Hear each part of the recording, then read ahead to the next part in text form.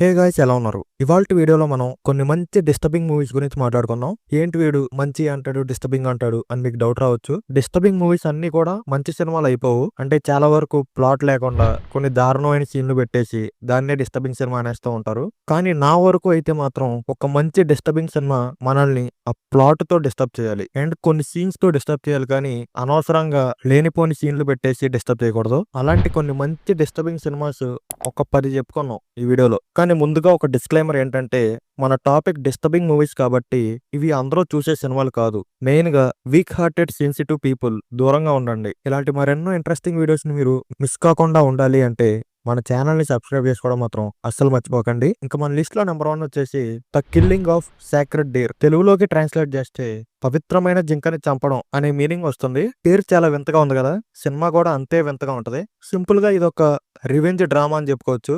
కానీ రివెంజ్ని ఎలా కూడా తీర్చుకోవచ్చా అని మనకి ఈ సినిమా చూస్తున్నప్పుడు అనిపిస్తుంది. మెయిన్ లీడ్స్ గా చేసిన కాలిన్ ఫారెల్, నికోల్ కిడ్మాన్ అండ్ మెయిన్ గా బ్యారీ కీగన్ గారి పర్ఫార్మెన్స్ అయితే మామూలుగా ఉండదు. డిస్టర్బింగ్ ఫిల్మ్స్ కి పెట్టిన పేరు బ్యారీ కీగన్. ఒక రేంజ్ లో డిస్టర్బ్ చేస్తాడు అతను తన యాక్టింగ్ తో. టెక్నికల్ గా కూడా ఈ సినిమా చాలా స్ట్రాంగ్ గా ఉంటది. అండ్ డైరెక్టర్ వచ్చేసి యోర్గోస్ లాంతిమోస్ గారు కాబట్టి ఆబ్వియస్ గా మనకి ఆ ప్లాట్ డిస్టర్బింగ్ గా ఉంటూనే మధ్య మధ్యలో కొన్ని డిస్టర్బింగ్ సీన్స్ కూడా ఉంటాయి.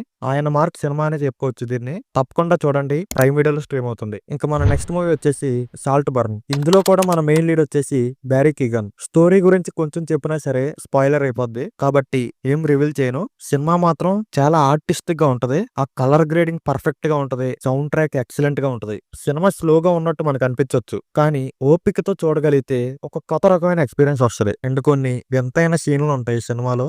ఆ సీన్లు అయితే అందరూ తీసుకోలేకపోవచ్చు, కానీ చూడగలిగితే మాత్రం ఒక కొత్త అనుభూతి. ఈ సినిమా ప్రైమ్ వీడియోలో స్ట్రీమ్ అవుతుంది, ఒకసారి ట్రై చేయండి. అండ్ నెక్స్ట్ మన సినిమా వచ్చేసి రెక్విఎమ్ ఫర్ ఎ డ్రీమ్. ఈ సినిమాకి డైరెక్టర్ వచ్చేసి డారెన్ అర్నాల్డ్స్కీ గారు. డిస్టర్బింగ్ ఫిల్మ్స్ తీయడంలో ఈయన ఒక ఫేమస్ డైరెక్టర్ అని చెప్పుకోవచ్చు. ఈయన తీసిన సినిమాలో ది బెస్ట్ ఫిల్మ్ అయితే requiem for a dream. Drug addiction వల్ల ఒక నలుగురు జీవితాలు ఎలా ఎఫెక్ట్ అయ్యాయి అనేది ఈ cinema plot. Jared Leto, Jennifer Connelly గారి యాక్టింగ్ పర్ఫార్మెన్సెస్ అయితే చాలా రియలిస్టిక్ గా ఉంటాయి. డారెన్ అర్నాల్డ్స్కీ గారి డైరెక్షన్ అయితే ఈ సినిమాని ఇంకో లెవెల్ కి తీసుకెళ్లింది. అండ్ మెయిన్ గా సినిమాటోగ్రఫీ అయితే టూ గుడ్ ఉంటది. ఆ లైటింగ్ గానీ కొన్ని కెమెరా యాంగిల్స్ గానీ మన మైండ్ లో తిరుగుతూనే ఉంటాయి. ఈ సినిమా చూసాక మనకి ఖచ్చితంగా దేనికైనా ఎడిక్ట్ అవ్వాలంటే భయపడతాం. ఇది చాలా మంచి ఫిలిం, కానీ ఇంకోసారి చూడాలనే ధైర్యం మాత్రం నాకు లేదు. తప్పకుండా అస్సలు మిస్ అవ్వకుండా చూడండి, ప్రైమ్ వీడియోలో స్ట్రీమ్ అవుతుంది. ఇంకా మన తర్వాత మూవీ వచ్చేసి ద సబ్స్టెన్స్. ఒక మైండ్ బెండింగ్ కాన్సెప్ట్ మీద ఈ సినిమా నడుస్తుంది. ఆ కాన్సెప్ట్ కూడా చాలా కొత్తగా ఉంటది. మెయిన్ లీడ్స్ గా చేసిన డెమీ మూర్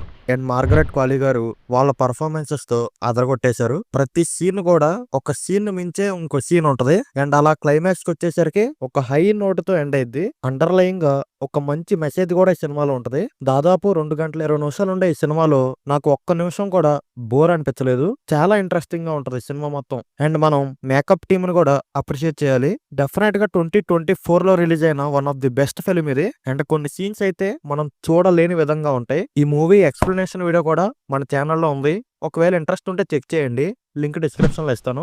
సినిమా అయితే ప్రైమ్ వీడియోలో స్ట్రీమ్ అవుతుంది, అస్సలు మిస్ అవ్వకండి. ఇంకా తర్వాత మన మూవీ వచ్చేసి ఆమిస్ రావెనింగ్. ఇదొక అస్సామీస్ సినిమా అండ్ చాలా మందికి ఈ సినిమా గురించి తెలిసే ఉంటది. ఇదొక లవ్ స్టోరీ, కానీ ఇప్పటి వరకు మీరు ఎప్పుడూ చూడనిది. చాలా వింతగా వెరైటీగా ఉంటది. డైరెక్షన్ అయితే నెక్స్ట్ లెవెల్లో ఉంటది. మెయిన్ లీడ్స్ ఇద్దరు పర్ఫార్మెన్సెస్ కూడా రియలిస్టిక్ గా ఉంటాయి. ఇండియన్ సినిమాలో ఇదొక యూనిక్ అటెంప్ట్ అని చెప్పాలి. సినిమా మొత్తం ఒక ఎత్తు అయితే ఆ సినిమా ఎండింగ్ ఇంకో ఎత్తు. రన్ టైం కూడా 2 అవర్స్ కంటే తక్కువే ఉంటది కాబట్టి ఈజీగా కంప్లీట్ చేసేయచ్చు. డెఫినెట్ గా ఈ మస్ట్ వాచ్ సినిమా ఇది. సోనీ లివ్ లో స్ట్రీమ్ అవుతుంది, తప్పకుండా చూడండి. తర్వాత మన మూవీ వచ్చేసి రా. గరెన్స్ మరిల్లియర్ గారు ఈ సినిమాకి మెయిన్ లీడ్ గా చేశారు. అండ్ ఇది ఒక కొత్త రకమైన రోల్ అని చెప్పుకోవచ్చు. అండ్ ఆవిడ కూడా దానికి జస్టిఫికేషన్ చేశారు. అండ్ ఇందులో కూడా ఒక డిస్టర్బింగ్ టాపిక్ మీదే సినిమా నడుస్తుంది. కొన్ని సీన్స్ చాలా వైలెంట్ గా ఉంటాయి, అనుకోని విధంగా ఉంటాయి. డైరెక్షన్ చాలా బాగుంటది, సినిమాటోగ్రఫీ అద్భుతంగా ఉంటది. రన్ టైం కూడా 1.5 మాత్రమే. సినిమా కూడా ఇంట్రెస్టింగ్ గానే ఉంటది.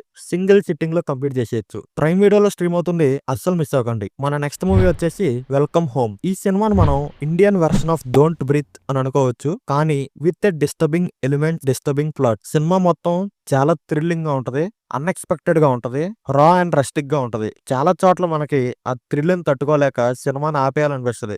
దానికి తోడు ఆ ఫిలిం మేకింగ్ అనేది స్టైలిష్ గా కాకుండా గ్రౌండ్ లెవెల్లో మెయింటైన్ చేశారు కాబట్టి స్టోరీ మన కళ్ళ ముందు జరిగినట్టు మనం ఫీల్ అవుతాం. అండ్ ఇంకో షాకింగ్ విషయం ఏంటంటే ఈ సినిమాని రియల్ ఇన్సిడెంట్స్ ని బేస్ చేసుకుని తీశారంట.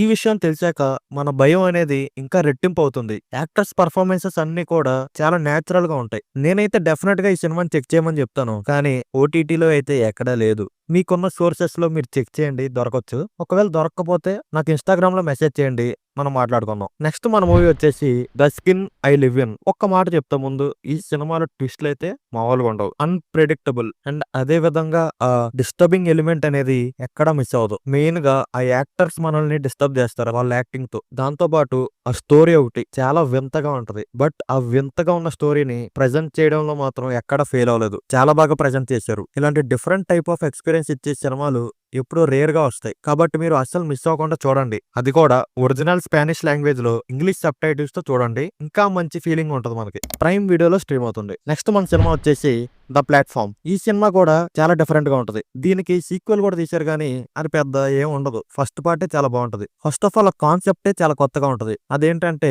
కొంతమంది ఒక ప్లేస్ లో ఉంటారు. అక్కడ కొన్ని ఫ్లోర్స్ ఉంటాయి. 1, 2, 3 అలా కొన్ని ఉంటాయి. 333 ఫ్లోర్స్ వరకు ఒక్కో ఫ్లోర్ లో కొంతమంది ఉంటారు. అండ్ ఇదంతా ఒక జైల్ టైప్ ఉంటది. వీళ్ళందరికీ ఫుడ్ సప్లై చేసేటప్పుడు ఫుడ్ మొత్తం పెట్టి పై ఫ్లోర్ నుంచి స్టార్ట్ చేస్తారు. అది కింద ఉన్న ఫ్లోర్ వరకు వస్తది. కానీ మన హ్యూమన్ సైకాలజీ గురించి తెలిసిందేగా. పైన ఉన్న వాళ్ళేమో ఎక్కువ ఫుడ్ తినేస్తా ఉంటారు. కిందకు వచ్చేసరికి ఫుడ్ ఏమి ఉండదు.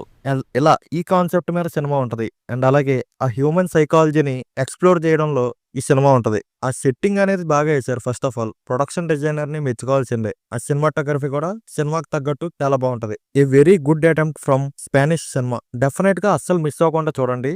నెట్ఫ్లిక్స్ లో స్ట్రీమ్ అవుతుంది. ఇంకా తర్వాత మన సినిమా వచ్చేసి ఇర్రివర్సిబుల్ 2002.